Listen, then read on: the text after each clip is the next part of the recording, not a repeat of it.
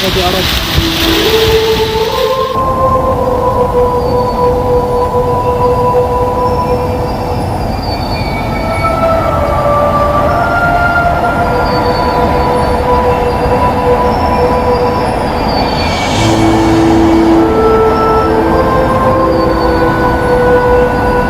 Nilamon ng makapaminsalang tubig ang Dubai. Oo, maladilubyo ang nangyari sa Dubai noong Nobyembre 17, 2023. Ang mga naggagandang struktura doon kasama pang mga makabagong establishmento ay winalis na parang alikabok ng bagyo. Napakatinding hagupit ng bagyo ang sinapit ng Dubai at nagdulot ito ng malawakang pagkawasak.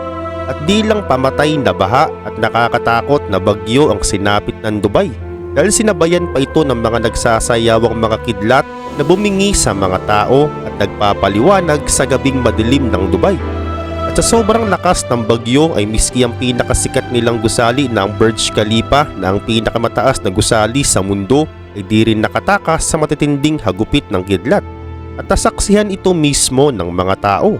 At sa dagat naman, binulaga rin sila ng napakalalakas na hampas ng mga alon na may taas na 10 feet. Kaya naman sa lakas ng alon umabot nga ito sa pinaka-mainland nila. At dahil dito, ang napakagandang kalsada ng Dubai kung saan marami ritong mga sports car ay naging real-life ocean na.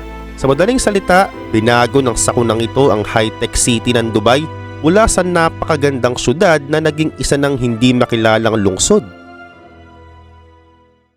Sa kabilang banda, ang National Center of Meteorology ay nagtaas ng alarmang orange alert. At dahil nga ito sa makapaminsalang bagyo na tatama sa kanila. At ang namuuna ang ulan sa kaulapan, dito na mas tinaas ang alarma. Mula orange alert, ginawa na nga nila itong red alert. At ito na ang pinakamataas na warning level ng warning. At dahil sa walang humpay na buhos ng ulan, mabilis na umangat ang tubig sa mga kalsada at sa mga pampublikong lugar. Dahil dito nagsanib na nga ang ilang kawani ng gobyerno sa may Dubai para i-monitor ang mataas at malakas na baha na pumaralyze ng maraming daanan. Ang kilalang kalsada sa Dubai na ang Sheikh Zayed Road ay pinuruhan talaga ng gusto. Dahil mabilis pong umangat ang tubig dito dahil katabi niya lang halos ang ilog at ang resulta nilubog niya ang halos 12 lines ng superhighway. At dahil wala pa ring humpay ang ulan noong mga panahong yon, nakiusap ng maraming otoridad sa mga motorista na umalis na agad sa lugar para hindi na nga sila madisgrasya pa. Yun pa man, ang iba namang mga ahensya ng gobyerno ay agad tinugunan ang kalunos-lunos na kaganapan sa ilang mga lugar sa Dubai. Kanilang inunang ayusin ng mga pinakaapektadong lugar lalo na yung mga main road sa mga syudad. Nagtulong-tulong ang mga road cleaners para mabilis na alisin ang mga bara sa mga imbornal. Di lang po mga kalsada ang apektado dahil damay din po dito ang mga eskwelahan, mga pasyalan at iba pa. Dahil din sa matinding kaganapan na naganap sa Dubai, sinabi ng mga otoridad na dapat turuan na ang mga bata, mga magulang, pati na mga teacher kung paano lumikas ng mabilis kung sakaling may ganitong sakunang nangyari nang hindi inaasahan. At sa kabilang banda, sa kalagitnaan ng sakunang ito, ang mga Dubai Police ay nag-issue agad ng SMS alert sa mga rehistradong cellphone na huwag nang tangkain pang mag-drive sa mga kalsada. Pero marami pa rin matitigas ang ulo. Yan naman ang resulta, napakarami din pong mga motorista ang natrap sa mga kalsada kung saan pataas ng pataas ang tubig baha. At pati po mga hayop, especially mga kamelyo na marami sa Dubai, ay di rin po nakatakas sa hagupit ng baha. Dagdag pa rito, daan-daan din pong mga buildings, mga tunnels, mga metro stations at mga kalsada ang apektado at halos bilyon po ang halaga ng danyos na nadulot ng baha. At bukod pa, marami rin pong mga negosyo nagsara pansamantala at marami ring mga nag-oopisina ang pinatrabaho na lang sa bahay. At ngayon, isa lang pong realization dito. Kahit anong ganda at yaman ng bansa mo, basta kalikasan na ang gumanap ay baliwala rin talaga ang dami ng pera mo. Ngayon, totoo ba na palo ito ng Diyos sa Dubai o nagkataon lang talaga ang sakunang ito? Sa tingin mo? At ngayon kung puot ng Diyos ang pag-uusapan, ay tingin ko walang-wala pa yan sa mga sakunang magaganap sa hinaharap. At ang halimbawa nga dito ay ang 7 tatak o 7 seals. At ang 7 trumpeta o 7 trumpets at ang pinakauli ay ang 7 mangkok ng galit ng Diyos o 7 bowls of wrath. Pero ano-ano ba ang mga yan? At gaano yan katitindi? At kailan at bakit yan mangyayari sa sangkatauhan? At yan ang ating aalamin.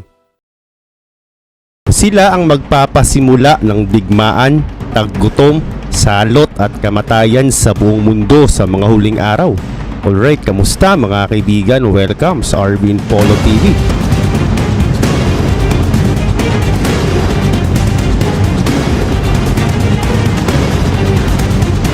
Sa video na ito ay tatalakayin natin ng 7 seals na nakatala sa Revelation with visual para talaga namang maunawaan natin ang dilubyong dulot ng puot ng Diyos. Tapusin mo ang video na ito para talagang maunawaan mo kung gaano katindi ang mga magaganap sa mga huling araw. Kaya naman simulan na natin.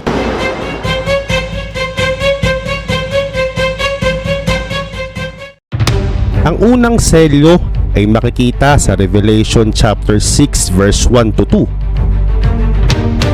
2. Makikita dito na lumabas ang isang kabayong puti na may nakasakay na may hawak na pana. At dito na nga magsisimula ang tribulation. Ayon sa mga Bible scholars, ang nakasakay sa kabayong puti ay ang Antikristo. Pero bakit puti? Ang puti kasi ay sumisimbolo ng kapayapaan. Sa unang 3.5 taon kasi ng 7 years of tribulation ay magkakaroon ng kapayapaan.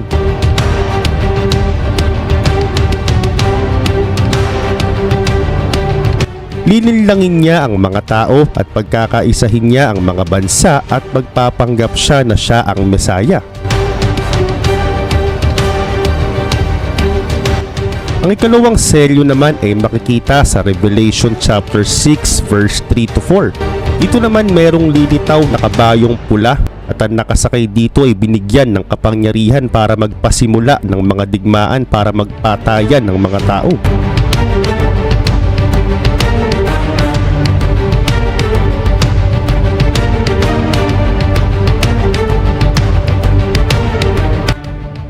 Ang kabayong pula ay sumisimbolo ng magkakaroon ng malaking digmaan ng mga tao at marami rito ang babawian ng buhay.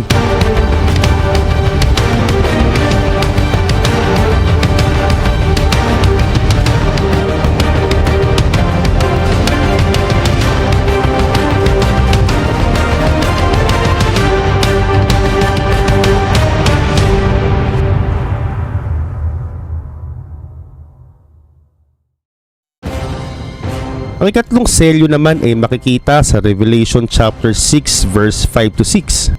At dito naman lumabas naman ang isang kabayong itim at ang nakasakay dito ay may hawak na timbangan at ang kabayong itim na lumabas ay sumisimbolo na magkakaroon ng malawakang taggutom sa mga huling araw. Oo, sa sobrang hirap ng mga panahong ito ay maraming mamamatay sa gutom. At syempre gagawa na ng mga krimen ng mga tao, wag lang silang magutom. Magkakaroon ng kaguluhan sa iba't ibang dako dahil kakalamang sikmura ng mga tao.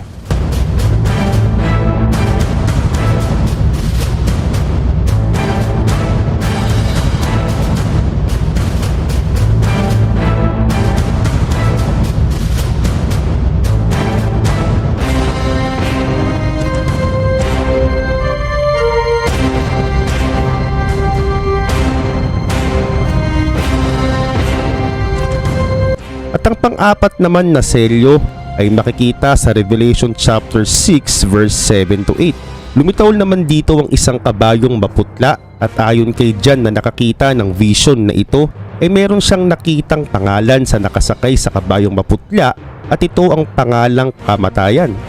Sa mga panahon na kasi na ito ay maraming tao ang mamamatay.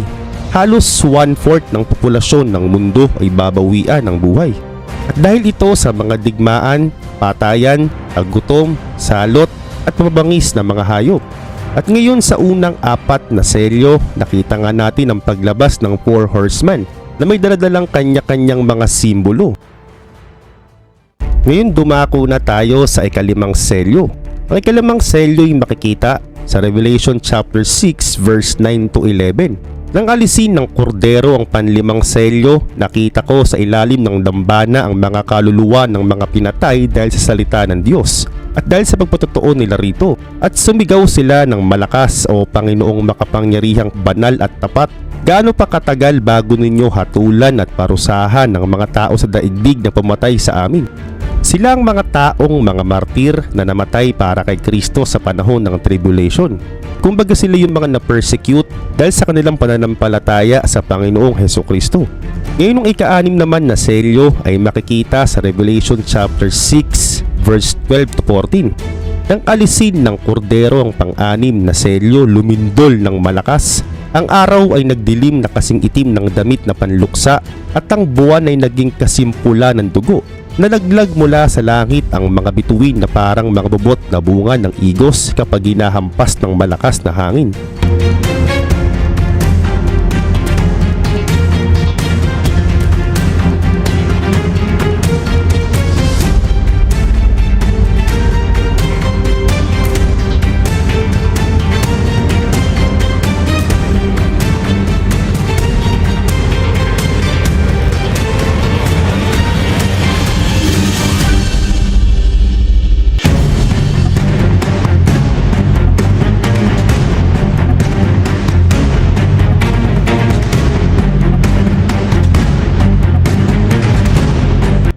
Naglaho ang langit na parang kasulatang inirolyo at nawala sa kanilang dating kinalalagyan ang mga bundok at mga isla. Grabe, no? At ang ikapitong selyo naman ay makikita sa Revelation chapter 8 verse 1. Nang alisin ng kordero ang ikapitong selyo, ang sabi ni John, nagkaroon ng katahimikan sa langit sa loob ng halos kalahating oras. At ang ibig sabihin nito, dito na mangyayari ang pag-ihip ng 7 trumpeta. Ang dilubyong hatid ng pag-ihip sa 7 trumpeta.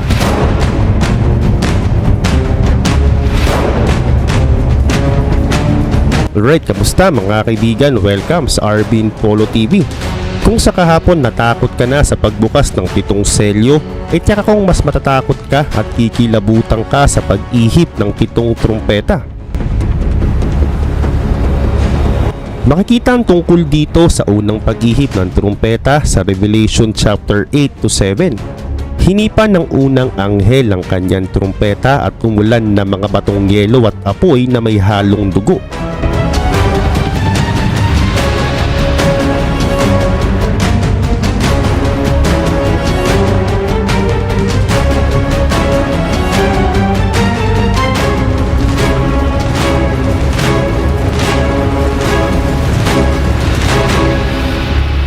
Nasunog ang ikatlong bahagi ng lupa, ang ikatlong bahagi ng mga punong kahoy at lahat ng sariwang damo. Ang kakaibang hatol na ito ng Diyos sa sangkatauhan pagdating ng panahon ay kaparehas ng hatol na ginawa ng Diyos noon sa Ehipto na makikita naman sa Exodo chapter 9 verse 23 to 24. So ibig sabihin parang mauulit lang ang nangyari, pero sa ating panahon ay mas malala at mas matindi ang mga magaganap.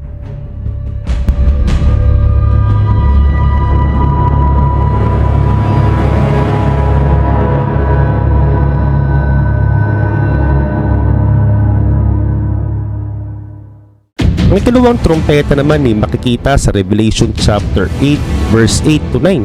Hinipan ng ikalawang anghel ang kanyang trompeta at bumagsak sa dagat ng isang parang malaking bundok na nasusunog.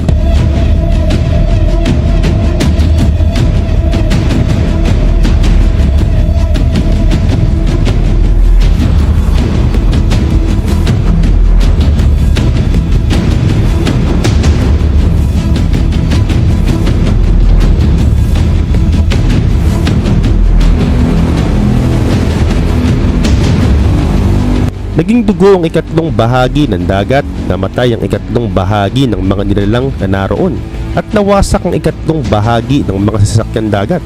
Ayon sa mga dalubhasa, ang vision na ito ni John tungkol sa malaking batong na susunog na babagsak ay para itong isang malaking asteroid na babagsak sa dagat. At syempre alam mo na ang kasunod nito, isang dambuhalang tsunami magpapalubog sa mga syudad sa kalupaan.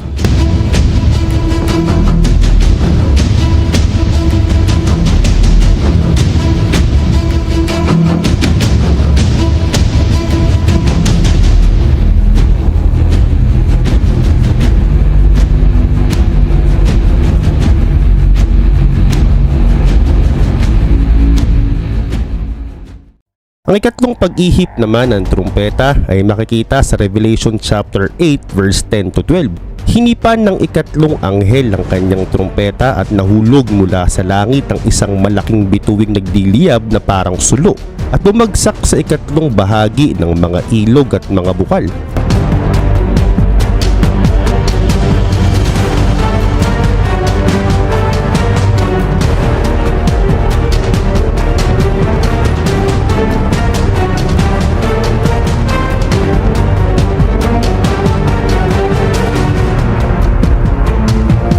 Ang bituin ay tinatawag na kapaitan.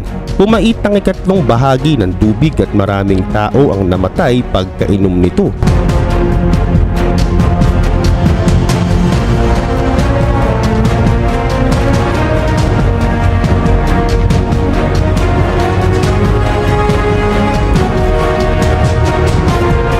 Kung yung sa kanina bumagsak sa dagat, ay ito naman ay babagsak sa mga ilog at bukal kung saan dito nanggagaling ang mga iniinong tubig.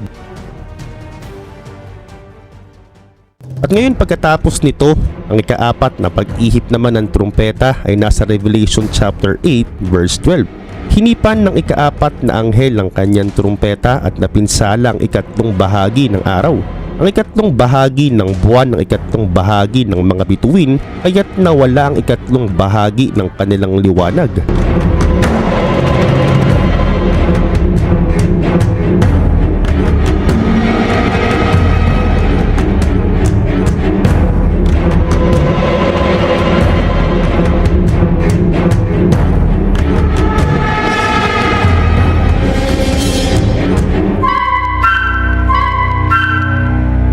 Nagdilim ang ikatlong bahagi ng maghapon at walang tumanglaw sa ikatlong bahaging magdamag. Ibig sabihin sa mga panahong ito magkakaroon ng kadiliman, isang kadiliman na hindi pa nararanasan ng sangkatauhan. At pagkatapos nito, iihipan na ang ikalimang trumpeta. Revelation chapter 8 verse 1 to 11. Dito sa pag-ihip ng ikalimang trumpeta ay lalabas ang mga balang na galing sa abis at bibigyan sila ng pagkakataon na saktan ng mga tao na walang tatak ng Diyos. At ang mga magiging biktima ng mga balang na ito ay gugustuhin na lang nilang mamatay dahil sa sobrang sakit, pero ang masaklap, hindi sila mamamatay at patuloy silang papahirapan sa loob ng 5 buwan.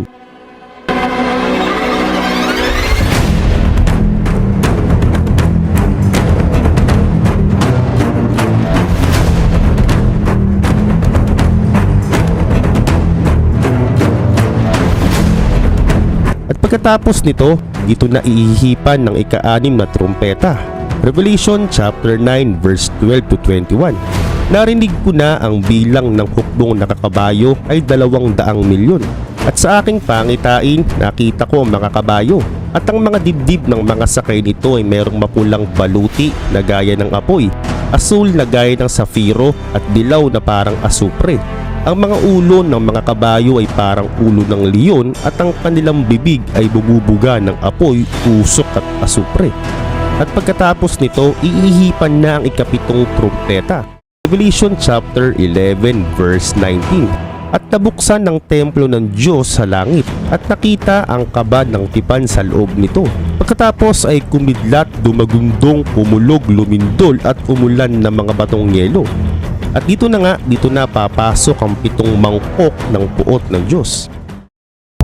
He will come when you least expect it. He could come today. He could come tomorrow. He could come anytime. We must be ready.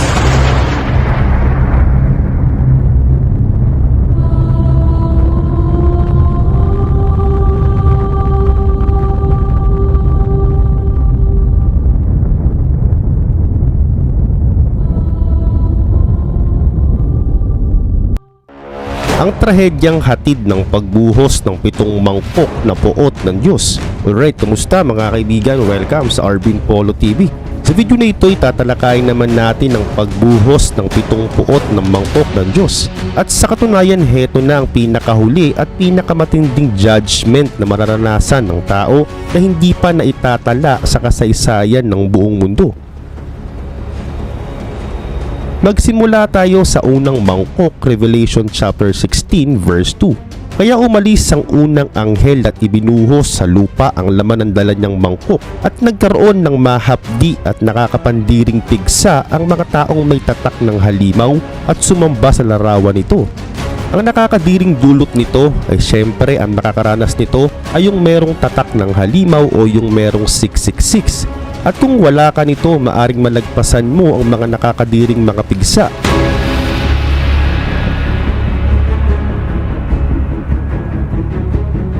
Ang ikalawang mangkok naman, Revelation chapter 16 verse 3, ibinuhos ng ikalawang anghel ang laman ng kanyang mangkok sa dagat. Ang tubig nito ay naging parang dugo ng patay na tao at namatay ang lahat ng nilikhang may buhay na nasa dagat. Kung yung sa pag-ihip ng ikalawang trompeta ay 3 bahagi lang ang namatay, ang nakakalungkot dahil sa ikalawang mangkok lahat na ng mga may buhay sa karagatan ay mamamatay at walang matitira.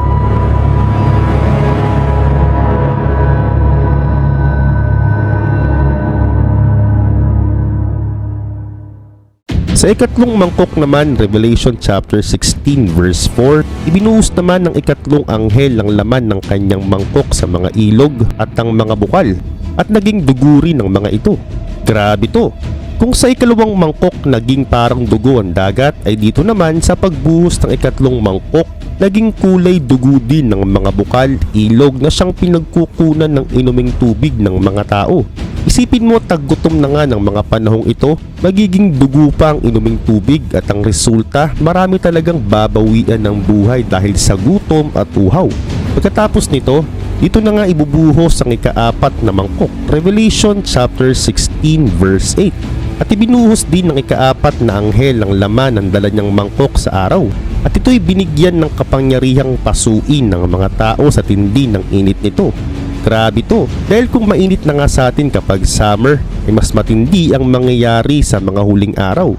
Wala nang makakalabas ng kanilang mga bahay dahil papasuin tayo ng sikat ng araw. At ang resulta nito, magkakaroon ng mga sunog sa iba't ibang lugar, matutunaw ang mga yelo sa Arctic dahilan tataas ang tubig sa karagatan at lulubog nito ang maraming mga isla. At pagkatapos niyan, meron pa. Heto na ang pagbuhos ng ikalimang mangkok. Revelation chapter 16 verse 10. Ibinuhos naman ng ikalimang anghel ang laman ng hawak niyang mangkok sa trono ng halimaw at nagdilim ang kaharian nito na pakagat-dila sa kirot ng mga tao. Ayon dito, nagkaroon ng kadiliman sa trono ng Antikristo at napakagat sa kirot ng mga tao. At hindi pa nga malaman kung bakit sila napakagat sa kirot. Pero isang bagay lang talaga dito ang malinaw. Napakatindi talaga ng dadanasin ng mga tao sa mga huling araw. Ngayon matapos niyan, heto pa ang ika-6 na mangkok. Revelation chapter 16 verse 12. At ibinuhos ng ika-6 na anghel ang laman ng dala niyang mangkok sa malaking ilog Euphrates.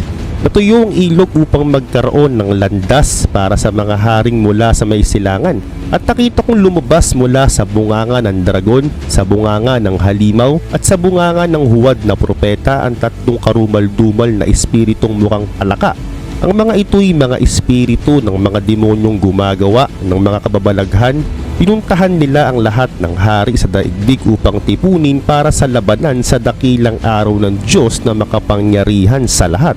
Dito ang tinutukoy na po rito ay ang Battle of Armageddon.